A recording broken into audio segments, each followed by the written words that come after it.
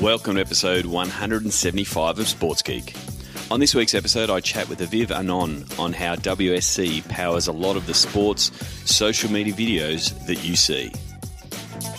Welcome to Sports Geek, the podcast built for sports digital and sports business professionals.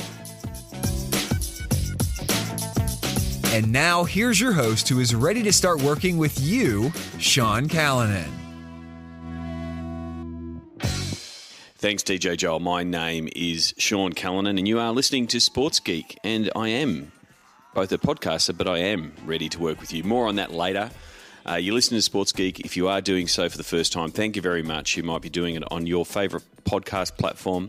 For those who have listened before, they know mine is Pocket Cast, but we are available on iTunes, Google Play, and all good podcast platforms. As always, you can contact me, Sean at sportsgeekhq.com or at Sean Callanan on most social media platforms. This week, I was lucky enough to have Aviv Arnon from WSC Sports stop by the Sports Geek office in Richmond to discuss what WSC are doing in the space and how they're revolutionising, if I can say that correctly, how sports videos and sports highlights are getting published on social media platforms, and especially with the NBA, and he's got a bit of an announcement in the interview. So here is my chat with Aviv Arnon from WSC Sports.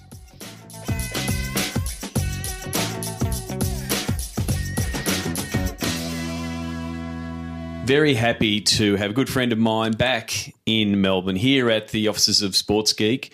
Aviv Arnon, have I got your name right? I always try to correct myself. Arnon. Yeah. Arnon, who is the co-founder and VP of Business Development at WSC Sports. Welcome to the podcast. Thank you very much. Happy to be here. I'm glad you're back. Last time you were here, we went to a match at the MCG, and we pretty much geeked out about fan engagement and video the whole time watching the game. I wanted to, and we wanted to organise a time to catch up. So I'm glad you're back, and glad you're back. So first of all, tell us a little bit about WSC. Okay. Thanks, Sean. Really good to be here. Last time you really taught me a lot about Australian football, and it was a great experience to be to learn from you. Okay, let me tell you about us a little bit, a few words. We're an Israeli company based in Tel Aviv, and we developed a unique technology that automates video highlights for sports rights owners. So we work with leagues, with broadcasters, and anybody that has sports rights to help create content and engage fans and really maximize how you use video. So I think if you go to WSC Sports on the internet and you check it out there, it actually says on your website, maximize sports content with AutoMagical video solutions. So what we want to do in this podcast is see how much of that AutoMagical we can figure out and have people understand it a little bit more. So take us, before we get into that, I want to know a bit more about you and your team on how you got into this space of analysing video, analysing sports highlights. So you're the co-founder. What was the background of the team? Where did the genesis of the idea and the product come from? Okay, so we're four founders. We started this back in 2006, actually. So we were all back then in the army, I was in the Israeli Air Force dealing with video systems, research systems like analyzing video footage for other things. Yep. Me and my co-founders, we were at the university together first. So the army has a project that they send kids first to the university. You get trained as an engineer, and then you come to the army to be an engineer. So we were there for 7 years. But we started talking about what's next, like what do we like? And we're all like sports fans. Two of my co-founders were like basketball players and coaches as teenagers. And we came up with the idea first of helping to train a team. So it started as a scouting solution. To analyze the video on the the arc of your shot and the placement of feet and the snap of the wrist, that kind of stuff. Finding patterns, helping the coach do the scouting and train the team for the next game and create the video briefing. So basically it was analyzing the last game of your opponents, seeing their weaknesses and training for the next game, and also finding your own mistakes and improving for the next game. So as a coaching tool. As a coaching tool. So it was a software that helped the coach analyze the game, create a video briefing. We started to sell that first to the Israeli national team. Like we gave it for free to the Israeli national team. Just worked on it for a couple months, started checking the market. Then we worked with the Israeli champions Maccabi Tel Aviv and started to try and expand from there. So we worked with the entire Israeli league, and then moved to football a little bit, soccer. Yep. Started to do a little bit of that. And we were doing that for almost 5 years, but it was what we were doing at night. We were still actually engineers in the army, but doing that. Your side hustle. Exactly. And as fans, it was really exciting even to be there, to be part of that, meeting all those coaches that you grew up on. But when we came out and we said, okay, how do we take this to the next level? What are we going to do from here? Do we go and look for a job, or are we going to really make this big? We took it and created this twist to take it to the media, basically. So you've made what is commonly known in the startup world a pivot. You've gone from the coaching, professional services, high performance, how to train type of space to the sports rights holders, the media rights holders. And so timing wise, what year is this? Because 2006. It was 2011. 2011, like the media landscape changed vastly from that time because, I know here in Australia, 2006, the amount of coverage that NBA games were getting in 2006 compared to, the access that digital opened up. Was that one of the reasons you sort of looked at what the media players are doing and what the sports rights holders were doing with the content they had? Yes, we figured coaches, first we were training a coach on our system for a few months, then he got fired, you need to start all over. Yep. Because it's a crazy... it's a hard competitive market that we learned that we're actually competing with tracking systems in the stadium and all that just our software maybe would not be as good to the use cases, the various use cases of coaching. But we learned what can we do for the fans and how can we really find a unique capability to bring into the market, and we learned how big is the media landscape and what exactly we can offer there, So what was the first foray into that media space?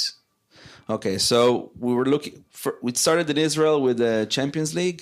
Yep, and we did this fan engaging interface for fans to be able to look for particular plays in the game and compile video packages themselves manually. Yep. And that was enough just to get some investors interested, not to make any money or anything like that.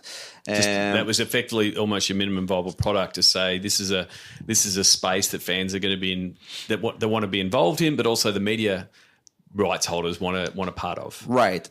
But we were building something for fans, but as we evolved, we understood that with the rights being so restrictive, you can't really offer an out of the box thing for fans. You got to work with the rights owners to offer it featuring their brand and letting them do it their way. So it kind of evolved from there to become an enabler to do whatever you want with video, not limited to one particular use case. And effectively, the deals that were in place pushed you back to the rights holder because they held all the cards. Whatever you did, they would have said, "Oh, you've got to talk to the rights holder. If the rights holder is fine with it, then we're fine with it." Yeah. So you thought, well, rather than keep going back to them and knocking on the door, you thought, well, our product should be for them. Right. So after getting the first seed money, started traveling to around the world and showing what we've done. This was 2013, and then we went and we got this meeting. We had a guy that helped us set up meetings in New York. We got this meeting with the NBA, and we were pitching what we did for the Israeli Sports Channel, showing different fan engaging interfaces. And we just one word we said in that meeting changed everything. We just said, and we could also set the video to be created automatically. Yep. Just as an also, there was no slide about it really. Yep. And then the mood in the room changed because at that point, again, 2013, the crunch that was happening in digital teams and media was the cutting and slicing and dicing of video. The demand for video was going up. Mm-hmm. The resources to be able to put together, cut together highlights was becoming a real pain point especially for the league level rights Right, holders. and customizing it for the different use cases. Like every time you want to do something with video, you actually need to build a new content team. Yep. Right. So at that point, one of the NBA product guys, Bob Carney, just said, "Well, what did you say? Did you say you can automate that?" And we said, "Yeah, we can." So, and so that became AVGen. Later on, it became our product, AVGen. Yeah. So at that point, it was just, okay, if you can prove it, then we're interested. Let's see. And then it took another maybe 7 months of just demos and pilots, then another year of negotiating and like a minimal collaboration, and then now 4 years more of a full-on partnership with the NBA, which is our greatest partner, and really I could speak for an hour about the different use cases that the NBA has for our platform, helping to power what they do with video across their different digital platforms. So now that we have got the the background story to how you got there, and the NBA being your flagship partner really around the product, and just it's fascinating that one word which may have almost accidentally slipped out in the meeting to say, we can do it automatically, that went it lights up the room. So as I said there, that became the genesis for AVGen. Right. And building that, which is automatic video generation. Generator. And so take us through, you've just given me a demo, and, unfortunately we're on a podcast, so I can't show you what I got shown, but it's a really amazing product, the way that you can piece together highlights. Do you want to take us through as best you can for the listeners on sort of how it works for the NBA or any one of your other clients on how they go about it? Sure. So I'll start with a quick description about the technology, and then we'll take it from there to talk about the use cases, AVGen being one of them. So what our technology is doing, like we're using a suite of machine learning and AI visual recognition and audio analysis and data analysis correlated together. So we're basically taking a live broadcast of a sports game into our cloud system and identifying what happens in the video in every moment. So you were explaining that to me earlier of that you're not just watching the video and you're analyzing what the broadcasters are saying and the volume and the velocity and the cadence that they're saying. They're more excited, so it's a more exciting play. So as well as the graphics, as well as what the stats feed is coming in. So you're not just analyzing the video and thinking, that's a Steph Curry 3.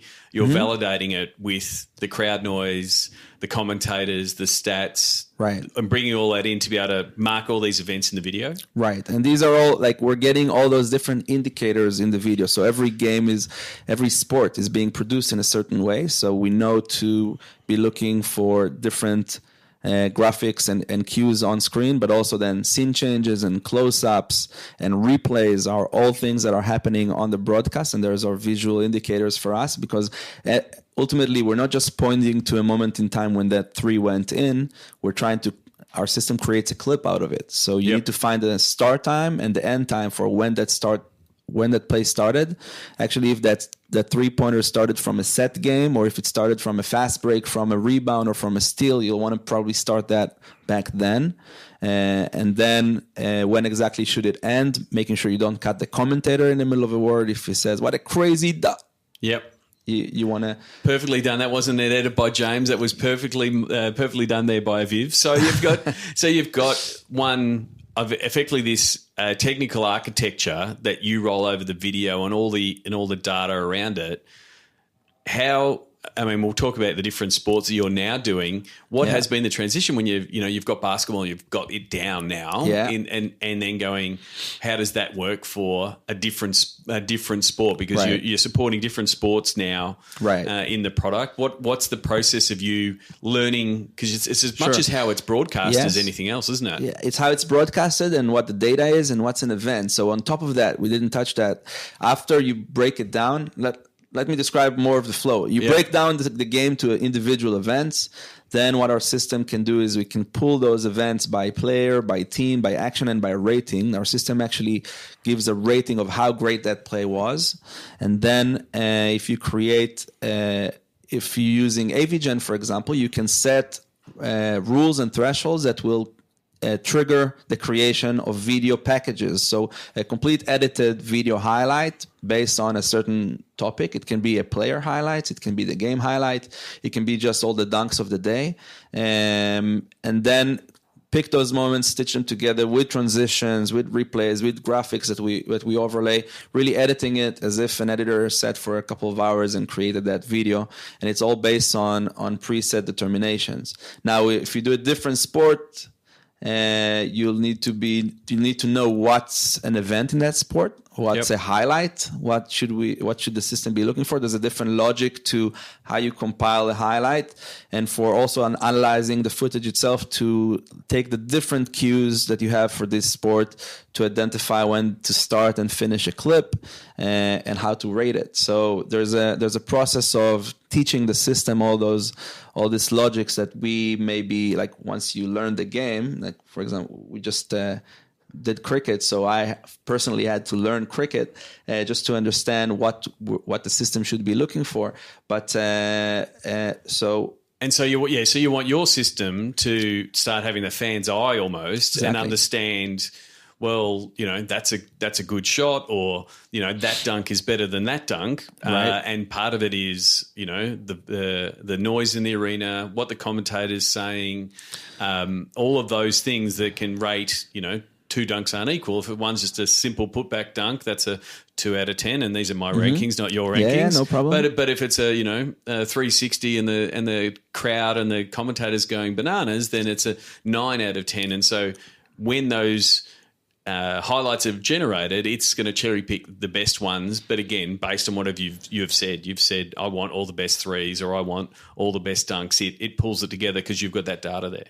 Exactly. And you can specify how long should the video be if you have a certain rights restriction limitations, or you can say, show me just a highlight of the Australian players, and then let the system create highlights of the Australian players and send it to the Australian market. So that's how AVGen's doing it.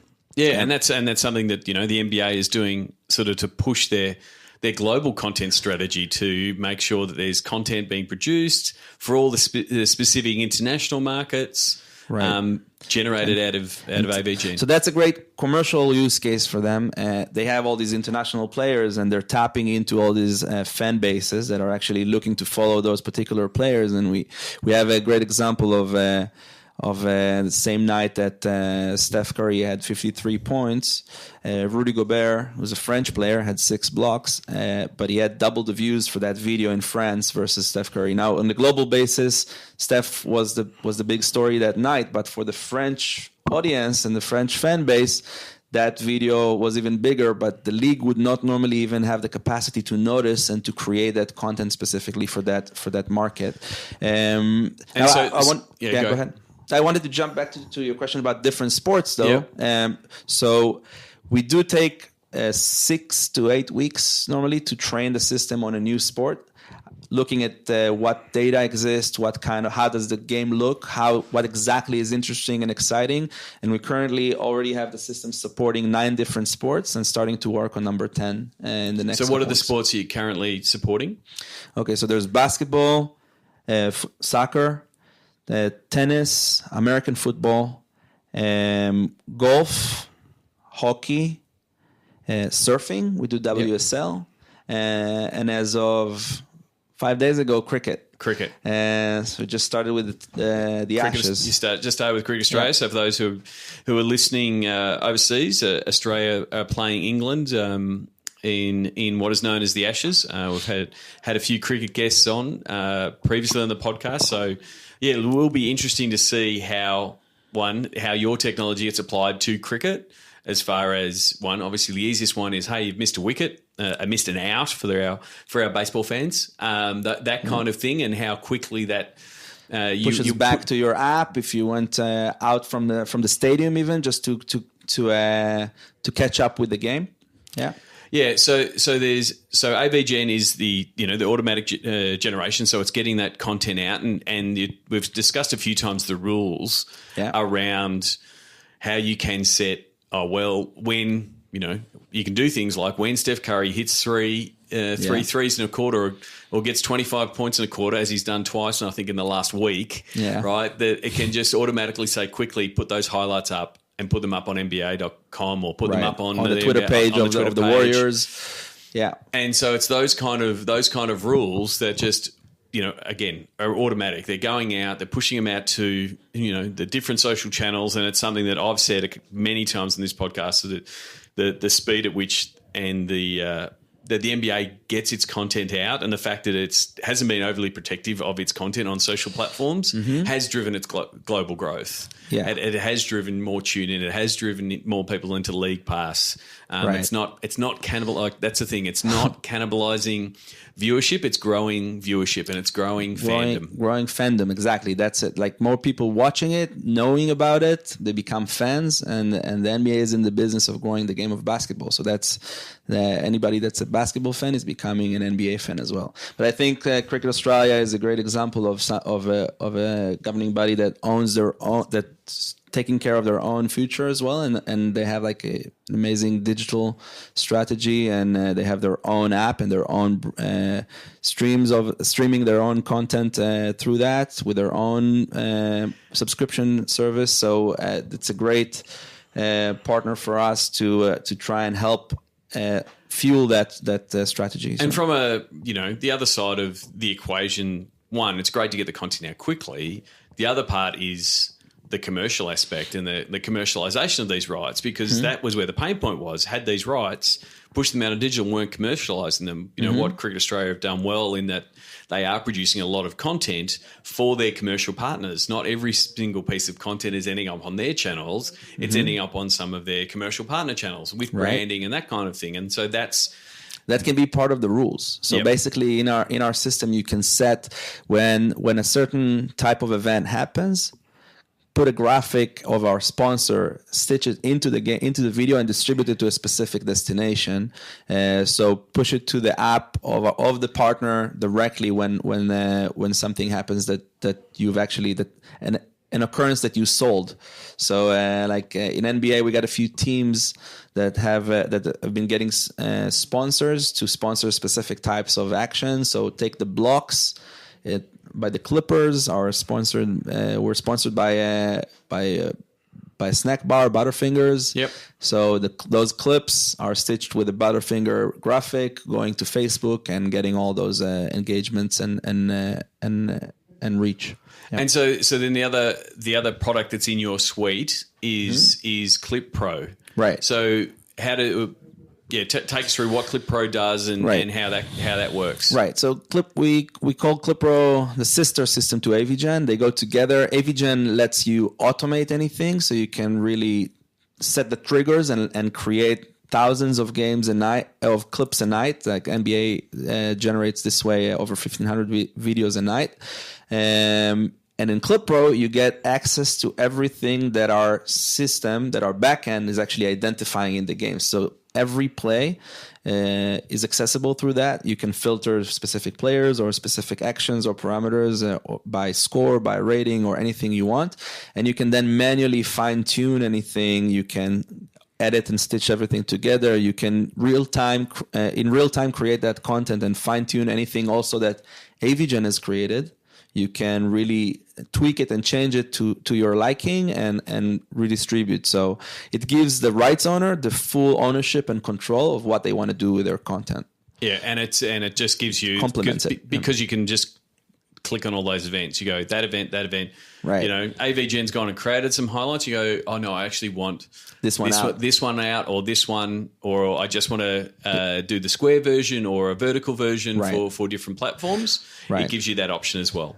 Correct. We just added capabilities to help tailor the content to different formats. Also creating GIFs and distributing sometimes to the partner, the actual sponsorship partner, pushing the content directly to their app, in different formats. So there's a lot of options there. So I feel like spoken to people who both use your product and then want to use your product that go, oh, we'd love to have that in what we're doing, that it just it takes away that pain point, right? So the content now gets in the hands of the fans. Now you get to work on these new ideas and, we've got this product now, we've got these tools, we've got this functionality. How can we use it and work on these new use cases around personalizing what the content you're bringing for the fan? Like, so where are you seeing some of the trends and what teams and leagues are wanting to do in that space? Yeah, so I think what our platform does today is, to simplify, is like it takes all your content, which is a huge amount of content, and helps you master it. You can do any variation and can do anything you want with that content. But as the years go by, so we're doing more and more sports for us, like growing into different branches of sport and being able to then do all the sports in the world through automated. Yep. So you could find any moment happening in every sport content that's happening anywhere in real time. And the ability to then serve it to the fans in different ways is where the future is. Because I think it's already happening, but in a few years' time, if you don't give each fan exactly what they want to get immediately when they want to get it, you're going to be behind. It's not going to be the short attention span of viewers today is getting shorter, and the ability to serve them up with exactly what they want is going to be more and more crucial. So there's different use cases of how you can engage those fans. So we made this, for example, with the NBA, we made this Facebook Messenger bot, which is a great example for you can write the name of a player or team and get that video immediately served to you of their last game highlights or their top plays, and you can then sign up to get alerted whenever they have a new video. And another example that we're talking about is really enabling personalization, really, like to get the video created specifically for you, your own game highlights based on what you want. And one example for that is fantasy. So you have your own roster. These are the players you follow. You want to see their stats. You want to see what they did. Creating millions of different variations for every fan based on what they want to see.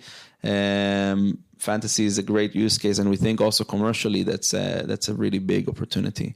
But these two are just two examples of personalization of content. There's more and more. It's quite. It's almost full circle, because it's almost like you're almost now back to your original use case of getting the fans to make their own highlights.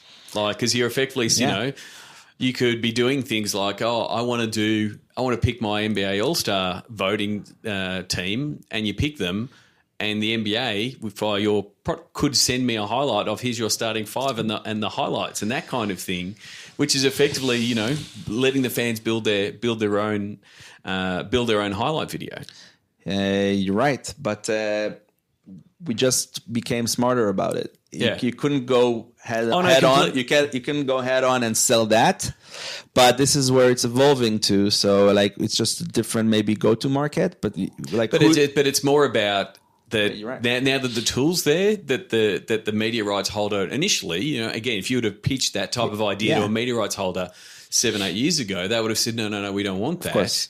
Whereas now, because personalization is becoming such a big trend topic, to say, people don't want me to be mass marketed to. They don't want mass email. They don't want, don't want to push out the same thing. Yeah. And, the nuances of his difference in our global strategy has seen a big uplift. So if I now see only a highlight video just with my fantasy players, or just with the players that I like to watch, if it is just, I want to see Steph and KD, but I want to see some John Wall and I want to see what Reggie Jackson's doing with Pistons, that's the kind of thing that, and it really does work well for a player fan-driven league like the NBA, because the fans do follow the players, almost in front of teams. I mean, Sometimes, I'm sure the NBA is a big use case like that. Yeah. Yeah. So, I mean, I think, so I think that's a terrific point around the personalization and the fact that your tool can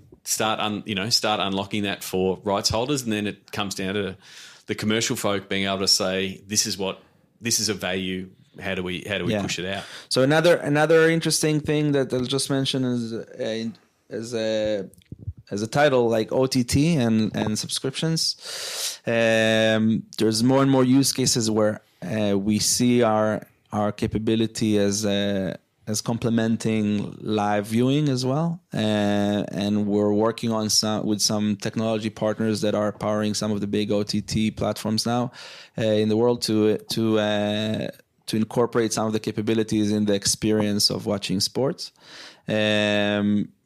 And there's a few different, like even like the NBA rapid replay example, they have within their league pass capability of like pushing real-time highlights from all courts. Think about it. There's 10 games happening concurrently, helping to cover with highlights everything that goes in real time, and then keeping the fans engaged and showing them what they want to get, what they can get from all stadiums, and then have them tune in. So as you said, it's complementing the viewership. And so, it's really, I think, in the next, 1 to 3 years is how those use cases develop and how different teams implement them.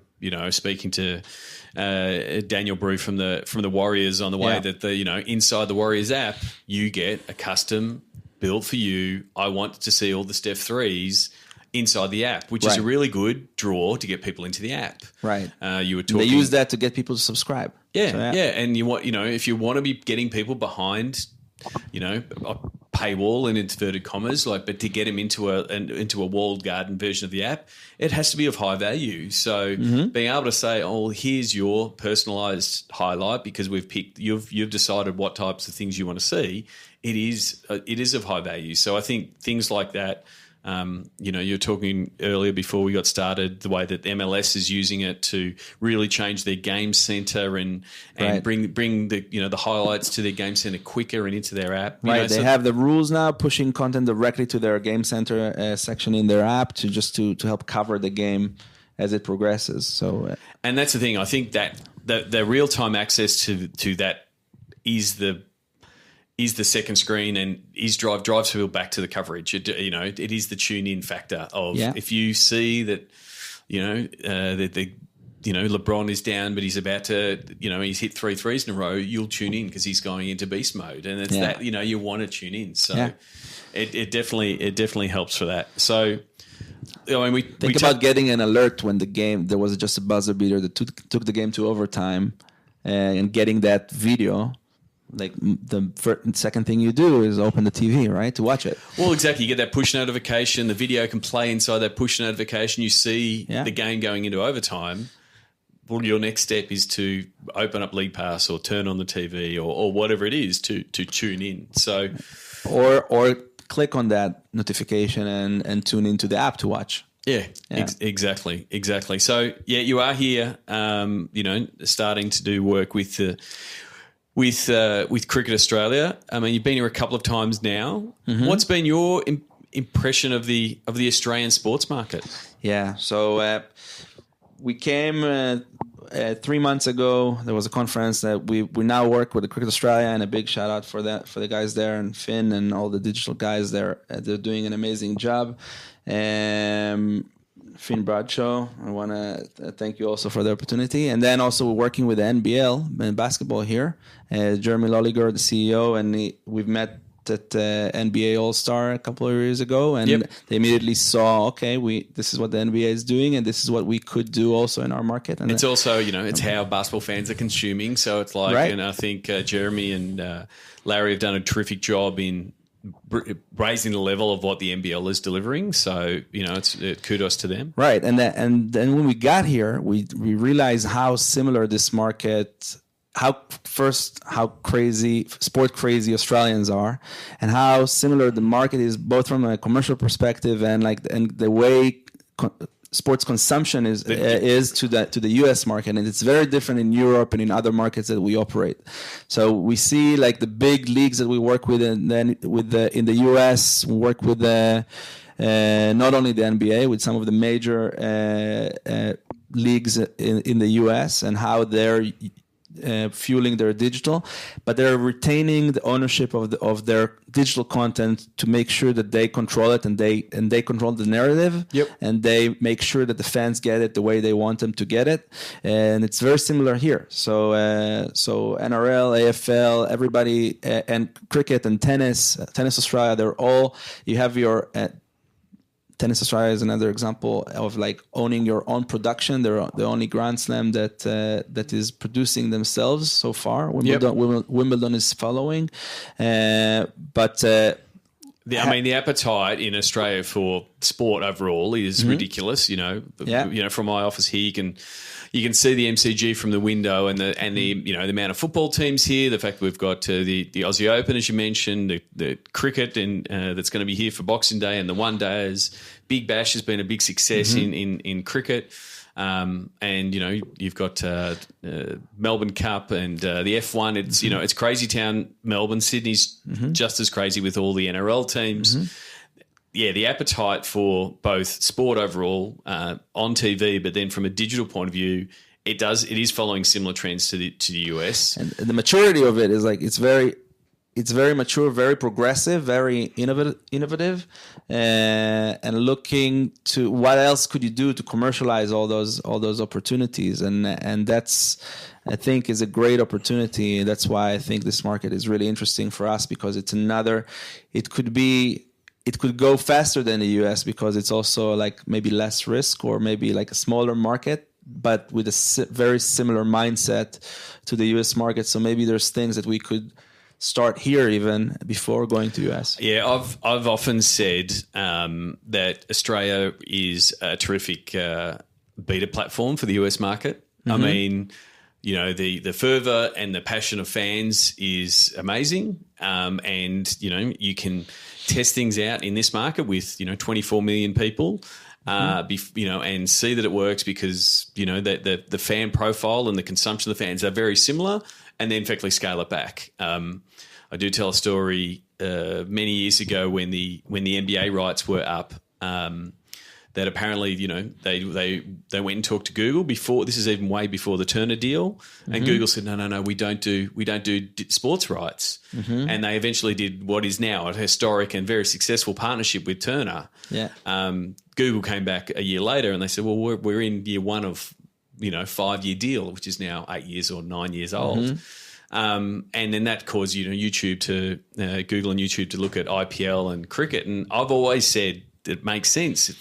If YouTube ever wanted to get into the broadcasting space, which it has been trying to do in the last couple of years, they should have made a really big pitch. It's one of the big sports here. It's not like they wouldn't have lacked funds to be able to secure it, because I do think it is a really viable, like I said, the sports, tech, and TV beta platform. And if Google had have figured out how to cover AFL as an example, or the NRL on YouTube, then they would have been far better served than going after NFL rights, because they would have gone through all those bumps and those kind of things. Yeah. So I think there is a lot of similarities. Obviously, the one similarity that's not there is the volume of population, but you can't dismiss the structure of the market is similar. Completely, also. Yeah, completely similar. Like also how you manage the media rights landscape and what exactly you're trying to achieve is very similar. And I know how different it is in other markets. So,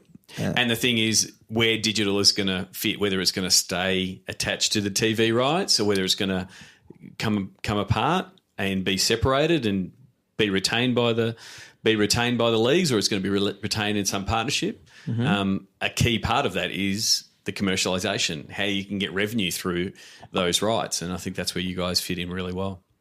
Yeah, I hope so. Thanks. So where can people find you? How can people connect with you on the internet? So you can take a look at our website at WSC-sports.com, or just email me directly at aviv@WSC-sports.com. Okay, we'll put dash minus, yes. But if you go WSC-sports.com, you'll find him, and you can look up. I'll put a link to Aviv's LinkedIn in the show notes. I'm going to finish with the closing five. Do you remember the first sports event you ever attended? I'm not sure I remember, but I think it would be the Israeli national team in soccer, football. Yep. How old would you have been? I'd say 5 or so. I remember my dad taking me, but I remember a game that was raining, and we all got like Israeli flag umbrellas in the entrance. So it might not have been the first one, but it was somewhere up there. Close enough. Close Now, enough. With your travels, going to many games around the world now, pitching the wares of WSC. Do you have a favourite stadium food memory where you've got something that's either the completely decadent, or the other option is something that you just can't go past? Every time you go to a sports event, you have to have this particular food item. What would it be? So the regular one that I would get in a stadium probably would just be a hot dog. Yep. But with the opportunities I had recently to visit like NBA All-Star and also NBA Finals, we got one of our investors is the owner of the Cavs. So sometimes I get to be in the suite, and there's all these cool different pieces of food that are better than what I eat at home. So I don't mind those as well. Sweet food. Are you going with food in the suite as a nomination? Yeah. That's always good. That's good, right? That's always good. Yeah. What's the first app you open in the morning? I'd say like definitely it will be my email first. Yep.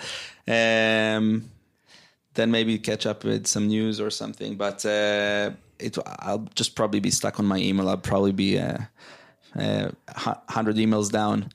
Is there to follow on that? Because it's a strange one when you're in different time zones. Yeah. Because especially, depending on where you are in the world, sometimes you wake up and there'll be nothing because everyone's asleep, and you're like, this is the best part of the world.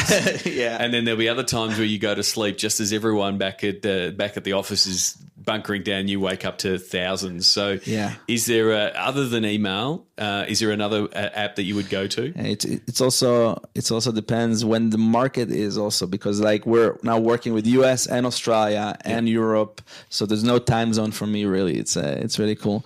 I would say another one would be probably Facebook. Yep. Yeah. Just try to catch up with everything. Yeah, trying to catch up. I'm always on the run. And is there someone that Sports Geek listeners should follow? Is it that you recommend that you either follow or read or keep to help you keep tabs on things? No, so for me, I don't get to. There's no one voice that I listen to. I just a few months ago when I learned about Sport Geeks. I really like your work, but I keep up with like Sport Techie and Sport Cal, Sport Business, like all those different newsletters and what they write about what's up with the sports market. So these are good ones for me to follow. Is there anything outside of the world of sport that you keep an eye on? Because you're in the right, the entertainment rights space, really. Yeah. When we're talking sports, but is there resources in that space that you keep an eye on? Yeah. So there's no destination that I would say to go to, but I'm looking always at anything startup related. So like investments in tech and the new trends of the big guys, like what Google and Amazon are up to, and trying to figure out how what's the next move of the giants. Well, because you want to be able watching what the next move, because sometimes the next move is their foot coming down and squashing. They're doing that with a lot of startups. So you've got to be agile enough to be able to say, we're going to move just a little bit to the left. Sometimes, yeah. But I think now we're in a good position that we're actually starting to collaborate with some of these guys. So they think they know to if they really want to, when they decide to move into to get some capabilities that are similar to what we do, they're better off working with us. Well, and the thing is, if we're looking at the Facebooks and that of the world, when the NBA is producing so much premium content that's powering so much engagement for so many of their customers, that's why they want to be working with you, because they want to keep the premium content on. So, right. You're effectively providing the pipe to the premium content. So I think you're in a good space there. But I completely agree. You always should be, here in Australia, Amazon's about to launch, and talking to retailers and e-commerce players. You've got to be seeing what they're doing in the market, because they're buying rights now. And that's another big part of the equation. Last one, and we probably just discussed it there. We probably spoiled it. What social media platform is your MVP? Yeah, so that would be Facebook. I think for us, like, we're actually seeing maybe in some capacity even greater numbers in Instagram. So some things, like we just like saw some measurements, but the numbers that we get on Facebook are just, I think they're amazing. Like everything is open through their API also, so they're the ones that we can actually track how our customers are publishing all the content to, and what engagement levels they get. So I would just say, like, we work with the NBA themselves, but then also with the 30 teams of the NBA. So the Warriors, for example, had, just from our videos last year, 292 million views. If you talk about the NBA page, it was 1.7 billion, and it's just on Facebook and just on one of the pages. So they also have the international pages. And that's the ridiculous part, is that one is effectively what the reach you're getting, and you're getting to those fans, but then these audiences and this data that the NBA is getting as via the content that's being published does make it amazing. I do think everyone that I'm speaking to, Instagram is becoming a more engaging platform, and more fans are engaging on that platform. So, I think there's still massive growth in that space. And there's obviously, Facebook's doing its absolute darndest to really push into the video space. And so I think the next, 12 to 18 months in this space alone, like you're saying before with Amazon, what's YouTube's fight back going to be, that kind of thing. I think it's a super interesting space. Video is the leader in, engaging fans. No one's going to lie down and say, okay, you've won.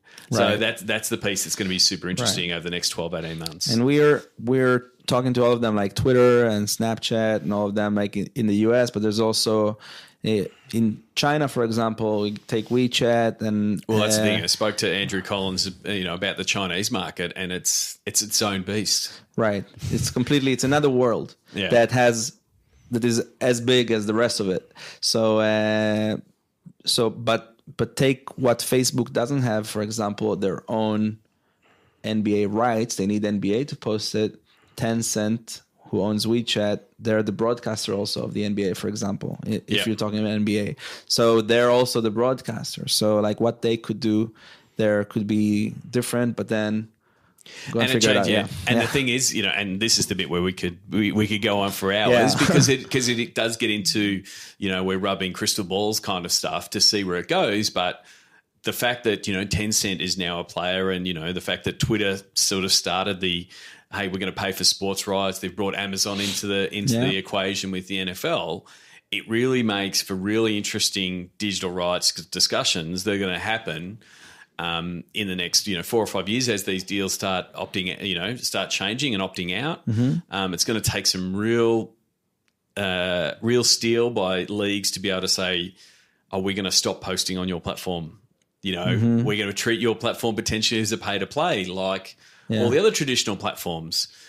It's going to be interesting to see how that plays out, and whether it plays out, and whether the data and the opportunity and the ability to sell tickets is outweighed by the rights numbers. If they can commercialize with other means, then they're happy. I think that's the piece that's going to be fascinating in the next couple of years. I think now they're getting all these views and all these engagements and all the fans on the platform, but think what they could do also, like with Facebook, you could give, each fan and what that fan may want. And with Amazon, you want them to subscribe. You want to give it to them their way. So the ability to really tailor the meal for each fan, they have the fan and they know what they want. Now, how do they actually serve it to them? I think we're in a good position to help there. So, well, I think we are too. Thank you very much for coming on the podcast, and I look forward to seeing you down in Australia more often. Thanks a lot. I hope to be here again very, very soon. Want to start driving more revenue from digital? Go to sportsgeekcampaigns.com. Thanks again to Aviv from WSC. You can check out WSC at WSC-sports.com. There'll be links in the show notes to connect with Aviv both on LinkedIn and likewise. I really do like the technology that they're applying. The fact that, as an NBA fan and seeing the content that the NBA is pushing out on all the different platforms has been one of the reasons for their growth. If you've seen me speak before, I do think the NBA's strategy of social media and using social media to push out its highlights has been one of great benefit and growth, especially globally. And I think, if you look at the recent NBA TV rights, they're shown they're going up, which is different to a lot of other leagues. If you look at the NFL and its different approach to social media rights and video rights. So, so thank you to Aviv and his team for powering that. And I'm really looking forward to seeing what Finn Bradshaw and the Cricket Australia team do with the technology, being able to get that video out the door fastest wins in some cases in the internet, and AVGen definitely allows for that. So thanks to Aviv for coming in, and looking forward to you catching up again when you're next in Melbourne, and maybe next time when I'm in. Next time I will visit you, potentially. I guess I wanted to close this off, and it sort of goes back to the opening intro that DJ Joel gave, which is, yes, I'm your host, and I am ready to work with you. So often I find I catch up with podcast listeners or people that I've connected with via social, and sometimes I have to tell them that, yes, I'm not just podcasting. So when I'm not podcasting, which I love doing, it's about 3 hours a week, an hour preparing for the podcast and doing the recording, intros and outros like I'm doing right now, an hour or roughly so, interviewing the guests like Aviv and the other 100 and I think probably close to 200 guests. I probably should have checked that before doing this, so I don't do that much preparation. And then an hour or so prepping for the actual interviews. So that's about 3 hours of my week. So what do I do when I'm not podcasting? Well, it's pretty much helping teams and digital rights holders drive more revenue. And so I thought I wanted to quickly go through some of the ways that we go about doing it. And potentially, if it's of interest to you, please get in touch. Sean at sportsgeekhq.com, or hit me up on any of the social channels. More than happy to. One of the ones that we do initially with teams is a content audit, which is reviewing all the content that you're currently creating, and assessing where it's going and how commercialized it is. And normally we find some really good content that the content team's producing, that the fans love, that we have not yet activated with sponsors. Then normally we move to a platform review, looking at how you're doing each particular platform. Are you putting the same content on every platform? Are you making sure that your message is framed for the audiences there? And so once we then have a good understanding, and sometimes we just do those single projects, but once you have a good understanding of what content you're producing and what platforms that are working for you, we can start looking at what your rate card looks like, and what you're charging for all your digital assets you're producing, whether they be Facebook posts, Facebook videos, Instagram stories, Snapchat, tweets, Instagrams, anything that you're producing, anything that you can name can be sold. And once anything can be named, can be sold, you need to put a price to it. And so that's where we come in and start putting in a bit of the line in the sand for, hey, this is what we can sell them for, which then starts working with your commercial team so they can then put those building blocks. So then that becomes sort of what we're doing with Sports Geek campaigns and campaign development, helping your commercial team develop campaigns to drive more revenue. So both by bringing in the content that you're currently producing, but then also what campaigns can we do to bring in engagement? Can we bring in leads? Can we bring in people into the store? So that's another part of the business that we're doing, where we're working with, in this case, Tradable Bits with Sports Geek campaigns to roll out killer campaigns for your sponsors. So we do a lot of that work. A lot of work with the data and ticketing teams around data acquisition, whether it's a campaign to drive new leads for ticketing and season tickets, or specific ticketing campaigns, just pretty much driving cheeks in the seats. And so they can either be with content campaigns, weaved in with some paid work around Facebook ads and the like, or doing something a bit more unique, like building out a chatbot that gives a bit more information to fans potentially looking at season ticket renewals, or understanding what a membership might entail, which we did recently with the Sydney Roosters. So we're doing a bit of bot building. We're building a few at the moment, which once they're released, I'll let you know about them. And then obviously, because I've done a bit of podcasting, I'm helping a few people understand how they can get into the podcasting game, the tools, the tech behind it, but then also how to go about promoting a podcast. So they're just a few of the ways that myself and the Sports Geek team behind me can help you and your team, whether your team is nearby in Melbourne, where I am, anywhere in Australia, or pretty much anywhere in the world. The good thing about the internet is that I can work with anybody. And so if it's as simple as, hey, I just want to have a phone call to see how we can work together, more than happy to do that. Either reach out to me, Sean, at sportsgeekhq.com, or just book a phone call. Go to sportsgeekhq.com/phone call. Just tell me that you listen to the podcast and what you want to talk about. I'm happy to. Until next week, my name is Sean Callanan, and you've been listening to Sports Geek. Join over 1,000 sports business executives in Sports Biz Slack. Go to sportsgeekhq.com/Slack.